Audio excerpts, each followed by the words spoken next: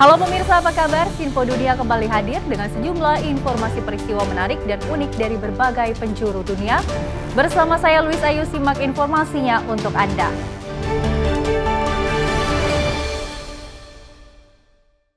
Kita awali informasi yang pertama, pemirsa. Wacana menghilangkan koin 1 sen alias penny menuai pro dan kontra. Banyak proposal telah dilontarkan mengingat harga produksi uang logam 1 sen ini sangat amat melebihi nilai nominalnya sebagai pecahan terkecil dolar Amerika Serikat. Lewat akunnya di media sosial Truth Social, Presiden Donald Trump mengatakan telah memerintahkan Departemen Keuangan Amerika Serikat untuk mengakhiri pembuatan uang kepingan 1 sen yang dikenal di Amerika sebagai penny. Alasannya untuk efisiensi anggaran. The cost of producing the penny itself is about 3.9 cents or just about 4 cents, which means that for every penny that the United States government prints, we're actually losing money. So it's a net cost to the federal government. This is what President Trump wants to eliminate. He wants to implement cost savings to the government by eliminating the penny from circulation. Akibat inflasi, nilai 1 sen menjadi semakin tak bermakna. Selain itu, pola belanja warga terus bergeser. We rely less and less on cash as now we're moving to a cashless society. People use credit cards or debit cards and so on. So the penny is actually not being used as much because we moved away from cash.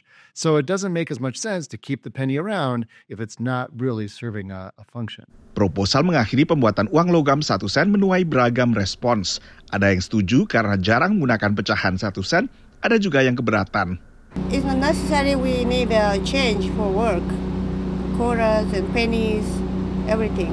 Since there are tax we have to include, most of the price usually winds up with let's say 106 or 107, and then we have to deal with the pennies. Ada kekhawatiran penghilangan uang pecahan 1 sen bisa memperparah inflasi. There's many prices that are listed out there that are $1.99 or end with 99 cents.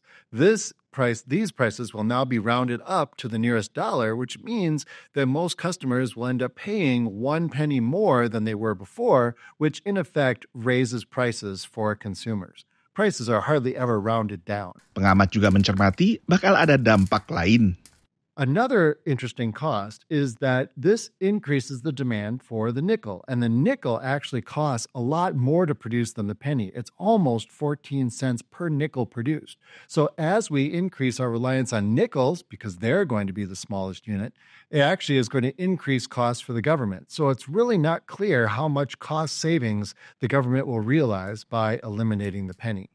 Koin 1 sen di Amerika Serikat dibuat dari bahan seng dicampur dengan tembaga dan sempat ada wacana untuk mengganti bahan bakunya agar bisa lebih ekonomis. Tapi wacana ini belum ada tindak lanjutnya. Sementara itu Amerika Serikat bisa belajar dari pengalaman negara-negara lain yang telah lebih dulu menghilangkan uang pecahan 1 sennya, termasuk Australia, Kanada, dan juga Selandia Baru. Dari Washington DC, saya Nova Purwadi dan tim VOA. Pemirsa, sejak perjanjian Abraham ditandatangani pada tahun 2020 dan menormalisasi hubungan Israel dengan sejumlah negara Arab, ada keinginan pemerintahan Amerika Serikat dan Israel untuk memperluas ke Arab Saudi. Tapi keinginan Presiden Donald Trump ini untuk merelokasi warga Palestina di Gaza ke Mesir dan Yordania bisa memperumit upaya ini.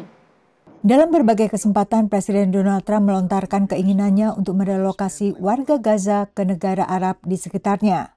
Dalam salah satu kesempatan, ia ditanya soal kemungkinan reaksi dari Arab Saudi. No. So the Saudis demanding a Palestinian state? No, they're not. No. Are they demanding a path towards a Palestinian state or any other recognition? Everybody's demanding one thing. You know what it is? Peace. We want peace. We want people to stop being killed. But everybody's demanding one thing. Very simple, peace. Sebelum meletusnya perang Israel-Hamas, media ramai memberitakan proposal normalisasi hubungan Arab Saudi dengan Israel sebagai perluasan Abraham Accords atau Perjanjian Abraham. Perjanjian yang menormalisasi hubungan Israel dengan Bahrain dan Uni Emirat Arab saat pemerintahan pertama Donald Trump. Trump is trying to do now in the context of the hostage deal and the push towards a mega deal with the Saudis, including normalization between Saudi Arabia and Israel, actually correlates almost 100% to the Biden plan. And any reasonable, fit Israeli prime minister, Israeli government would have grabbed on this idea a long time ago. Meski gencatan senjata di Gaza memberi momentum baru pada upaya mendorong perluasan Abraham Accords, menurut pengamat isu relokasi Gaza ikut mempersulit realisasi proposal ini. That is unlikely to lead to a broader normalization between Israel and Saudi Arabia. What it is going to do is just continue this path of destabilization across the region that we've seen in the past 15 months with very little to show for it. Pemerintah Arab Saudi telah mengukuhkan kembali dukungannya bagi negara Palestina merdeka, dan normalisasi dengan Israel hanya bisa dilakukan dengan syarat berdirinya negara Palestina. Normalisasi hubungan Arab Saudi dengan Israel juga dipersulit opini publik di masing-masing negara. Berbagai survei menunjukkan mayoritas warga Saudi menolak normalisasi dengan Israel. Angkanya hampir 70% dalam survei Doha Institute. Sementara 64% warga Israel menolak normalisasi dengan Arab Saudi bila mengharuskan Israel mengakui negara Palestina, menurut survei Jerusalem Center for Foreign Affairs. I guess there's hope that maybe, giving Israel the promise of relations with Saudi Arabia, which given its importance in the Arab and Islamic world, it would be a huge breakthrough diplomatically for Israel.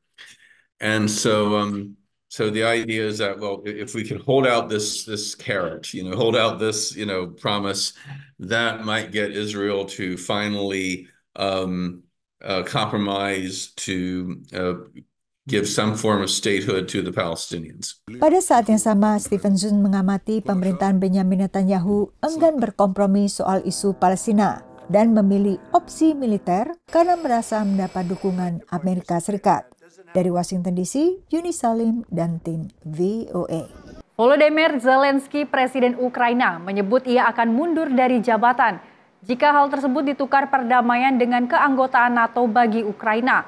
Pernyataan ini mengikuti desakan perjanjian mineral Ukraina-Amerika Serikat dan adu komentar dengan Presiden Donald Trump. Presiden Ukraina Volodymyr Zelensky optimistis akan jalan menuju akhir perang dengan Rusia setelah bertemu dengan utusan khusus AS urusan Ukraina dan Rusia, Keith Kellogg, Kamis pekan lalu.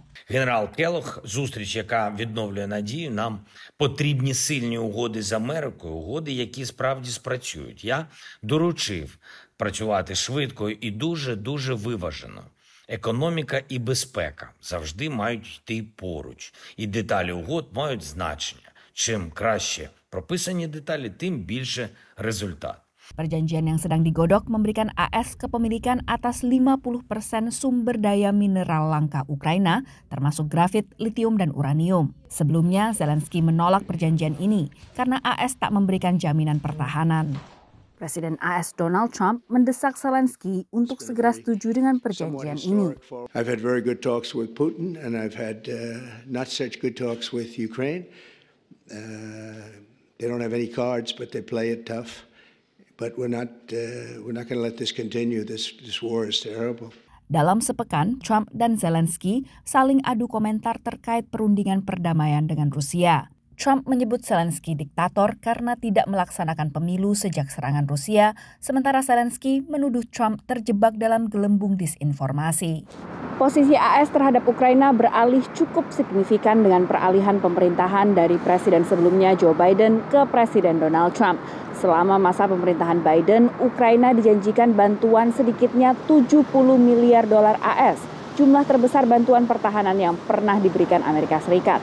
Selasa lalu, pejabat AS dan Rusia bertemu di Arab Saudi untuk membahas masa depan perang Rusia-Ukraina tanpa mengundang Ukraina. Pertemuan ini dinilai logis oleh pengamat mengingat pertentangan Rusia dengan Ukraina. The situation is not entirely clear, but a parallel track diplomacy is not optimal, but not necessarily terrible, considering how far apart the sides actually are. Namun analis lain melihat Trump terlalu terbuka dalam menyampaikan strategi negosiasi geopolitiknya. The one criticism that I would levy at the Trump administration is that I think it has given away too much, even before any serious discussions have taken place, saying no U.S.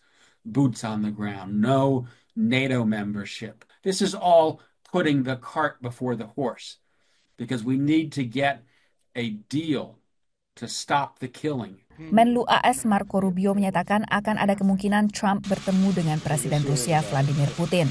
Namun pertemuan ini hanya akan terjadi jika ada perundingan yang akan bisa mengakhiri perang di Ukraina. Dari Washington DC, Virginia Gunawan dan tim VOA. Penyebaran informasi palsu di media sosial merupakan ancaman konstan yang mengganggu kehidupan dan demokrasi di Burkina Faso. Karena itu sejumlah jurnalis memprakarsai pengecekan fakta secara serius untuk memerangi misinformasi dan disinformasi di negara itu. Unjuk persatuan antara Menteri Luar Negeri Burkina Faso dan Duta Besar Tiongkok pada Oktober lalu. Cerita rekayasa sebelumnya secara keliru mengklaim bahwa kedua negara telah memutuskan hubungan.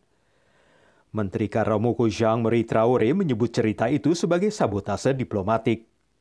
Di media sosial dan di grup-grup WhatsApp, informasi palsu menjadi ancaman yang konstan. Jordan Midah adalah direktur editorial di mimbar pengecek fakta lokal Faso Check. Menurutnya ada dua jenis. Yang pertama, informasi keliru yang disebarkan tanpa ada niat untuk membahayakan. À côté, il y a ce qu'on appelle la malinformation, qui est là à l'opposé de l'autre, la production et la diffusion de contenu faux, avec clairement pour objectif de tromper la communauté ou un individu et de nuire clairement à un individu ou à une cause donnée ou à une institution donnée. Di L'Observateur Palga, salah satu harian terkemuka di Burkina Faso, jurnalis Hugh Sama mengatakan kelompoknya menangani masalah ini dengan serius. Et même un œil averti plus souvent. Donc ce que l'observateur fait, c'est le recul du journaliste par rapport à toute information qu'il reçoit. Et il faut aussi vérifier. Ketika pemimpin militer Ibrahim Traoré menghilang dari depan publik selama beberapa hari pada bulan Juni, spekulasi dan video yang direkayasa beredar di media sosial. Para pengecek fakta yang terampil bisa meluruskannya, namun insiden seperti ini merusak menurut para pakar. Pour qu'un citoyen soit bien renseigné, il faut qu'il ait accès à une information, en fait, juste une information équilibrée. À partir du moment où il est noyé en fait par les fake news, il n'a pas toutes les informations nécessaires en vue d'avoir un regard éclairé sur la vie de la nation. Cela pose problème. Menurut Jordan, kekuatan-kekuatan dunia berlomba untuk mendapatkan pengaruh di seluruh wilayah Sahel dan mempromosikan narasi mereka sendiri. Tapi menurutnya ada juga yang lain. Maintenant, à l'interne, vous avez aussi des groupes de gens qui, convaincus de ce qu'ils pensent, propagent des narratifs faux. Ils le diffusent et les gens y croient. Para analis memperingatkan, konflik yang sedang berlangsung di Burkina Faso meningkatkan penyebaran informasi palsu. Menurut Jordan, kemajuan teknologi cenderung memperluas jangkauan dan dampak informasi keliru. Karena itu, upaya yang dilakukan oleh media dan para pengecek fakta ini menjadi jauh lebih penting lagi. Dari Washington DC, saya Helmi Yohanes dan tim VOA. Wali Kota New York City, Eric Adams tengah menghadapi tekanan hukum dan politik yang semakin besar terkait tuduhan suap dan pelanggaran dana kampanye. Pemerintahan Trump memerintahkan kasus hukum atas sang wali kota dibatalkan sepenuhnya. Sidang kasus suap dan pelanggaran dana kampanye wali kota New York Eric Adams yang awalnya dijadwalkan untuk pertengahan April ditunda oleh hakim federal setelah Departemen Kehakiman di bawah pemerintahan Donald Trump meminta kasus tersebut dibatalkan. Judge Dale Ho took the April trial date off calendar, but he didn't dismiss the case, at least not yet. He appointed a special counsel, Paul Clement, to argue against the Department of Justice's position on dismissing the case. Rahmani mengatakan bahwa langkah hukum ini jarang digunakan dalam kasus pengadilan federal, sehingga keputusan hakim dianggap tidak biasa. It's not unprecedented, but it's not common. When the opposing parties want a case dismissed, it's almost always dismissed. The issue of what was the reason for the dismissal and is it appropriate? That's the issue that is going to be relitigated now that Clement is involved. Beberapa pakar menilai bahwa pembatalan tidak semestinya terhadap tuduhan terhadap Eric Adams ini adalah bagian dari kesepakatan agar Eric Adams bekerja sama dengan pemerintahan Donald Trump terkait dengan upaya deportasi imigran tanpa dokumen di kota New York. New York City sendiri merupakan kota suaka bagi para imigran tanpa dokumen yang menjadi target deportasi sejak bulan Januari lalu. Trump's proposal coming from the Washington office was dismissing the charges without prejudice against Mayor Adams in order, frankly, to keep him dangling so that they could keep control of him as it relates to the president's agenda, especially around immigration. So this was an intentional way for Trump to continue controlling the mayor of the city of New York. Pendukung sang wali kota bersikeras bahwa dia tidak melakukan kesalahan. There is not one iota of evidence that he have done something wrong with Trump. President Trump said so. The czar from the immigration said so. So these are opponents who never voted for him, who don't want him in office.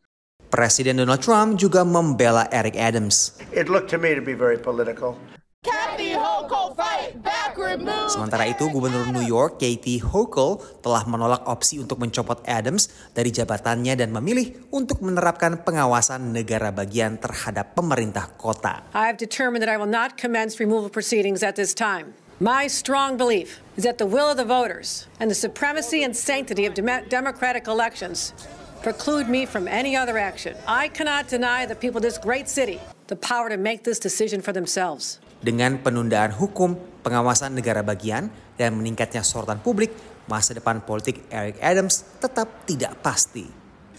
Dari New York, Randy Wicaksana dan tim VOA. Presiden China Xi Jinping menemui pengusaha top teknologi negaranya guna menyoroti soal kondisi peperangan perdagangan dengan Amerika Serikat.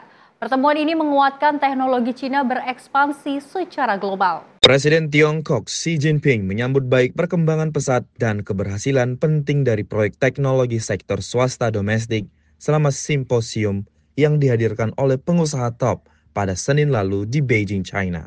Dalam kesempatan ini mengikuti peluncuran model AI China DeepSeek yang banyak dibicarakan baru-baru ini yang bertujuan untuk menurunkan OpenAI yang berbasis di Amerika Serikat. Dari Jakarta, tim redaksi Sinpo TV melaporkan.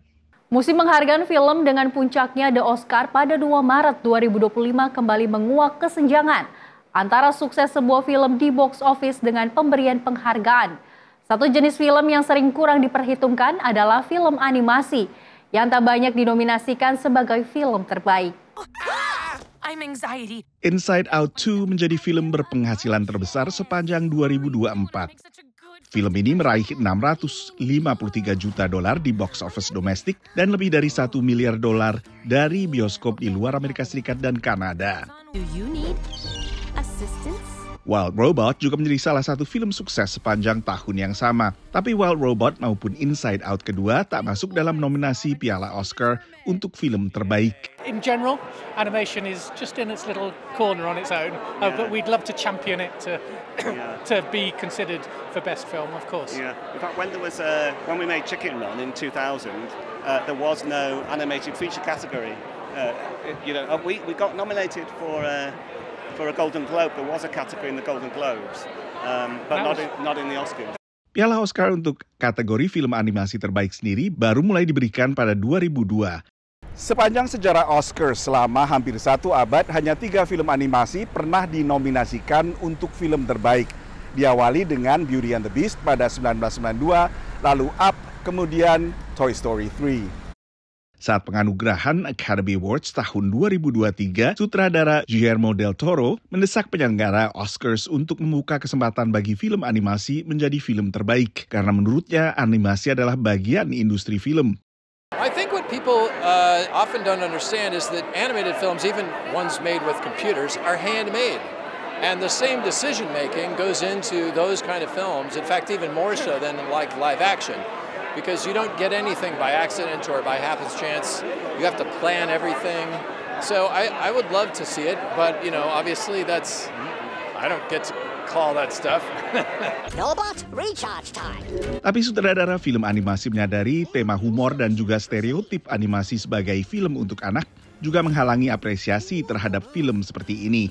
In part, animation does it to itself. We keep making movies with fart jokes and whatever, low humor, which I love too. I love low humor. But I think there is a certain caliber that people are looking for in a best picture. And so, we got to step it up. We're very careful when we make these, that they speak to people at different levels all the time. We never specifically make a film for one particular group of people. We make them for everyone. Tapi pembuat film animasi masih optimistis. I think more and more that we're being considered in that area. It's a little bit of a glass ceiling for us. We'd love to break through that a little bit more often. Dari Washington DC, Nova Purwadi dan tim VOA. Dan pemirsa, informasi tadi sekaligus menutup jumpa kita pada edisi kali ini. Tetap saksikan Sinpo Dunia hanya di Sinpo TV. Saya Louis Ayu mewakili kerabat kerja yang bertugas. Pamit, terima kasih dan sampai jumpa.